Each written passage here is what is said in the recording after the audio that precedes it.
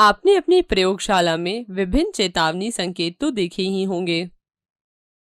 कुछ कुछ बर्तनों पर भी ऐसे कुछ चेतावनी के संकेत होते हैं। अम्ल के बर्तनों पर संकेत आपको अम्ल से निपटने के बारे में चेतावनी देने के लिए होते हैं। चलिए अब एक गतिविधि देखते हैं। इस प्रक्रिया में हम पानी लेंगे और थर्मामीटर लेंगे और सल्फ्यूरिक अम्ल को बूंद बूंद करके पानी में डालेंगे। आप देखेंगे कि थर्मामीटर का तापमान धीरे धीरे बढ़ रहा है और एक समय पे आकर इसका तापमान रुक जाता है।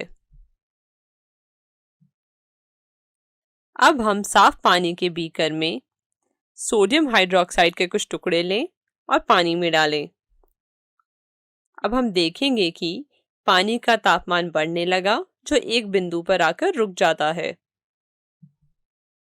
इस गतिविधि में जो हमने देखा उस पर चर्चा करते हैं। अम्ल को डालने के बाद थर्मामीटर का तापमान बढ़ने लगता है और यह कुछ समय बाद स्थिर हो जाता है। इसका मतलब क्या है? क्या आपको अपनी पिछली कक्षाओं में ऊष्माक्षेपी प्रतिक्रिया याद है?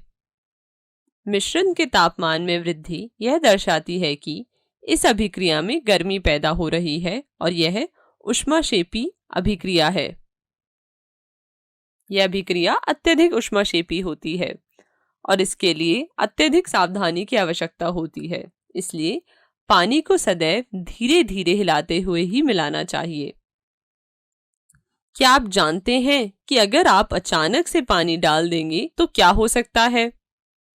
इससे अचानक ऊष्मा की उत्पत्ति होगी, जिसके परिणाम स्वरूप बहुत अधिक तापमान हो सकता है और कांच का बर्तन टूट सकता है या मिश्रण असंतुलित होकर बाहर भी आ सकता है और आपको जला सकता है।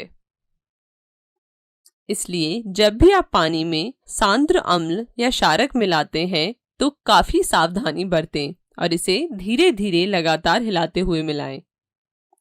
क्या आप जानते हैं कि पानी को सांद्र अम्ल या क्षारक में मिलाने की इस प्रक्रिया को कहते क्या है? इसे कहते हैं तनुकरण। जैसे कि आप इस चित्र में देख सकते हैं, इसके परिणाम स्वरूप प्रति इकाई आयतन में आयनों की सांद्रता में कमी आती है। चलिए एक बार दोहरा लें कि हमने क्या क्या सीखा। हमने सीखा पानी में सांद्र अम्ल या क्षारक को मिलाने पर ऊष्माक्षेपी अभिक्रिया होती है। ऊष्मा उत्पन्न होने के कारण इसके लिए अधिक सावधानी बरतने की आवश्यकता होती है और इस प्रक्रिया को तनुकरण कहा जाता है। कृपया इसे अपनी कॉपी में नोट कर लें।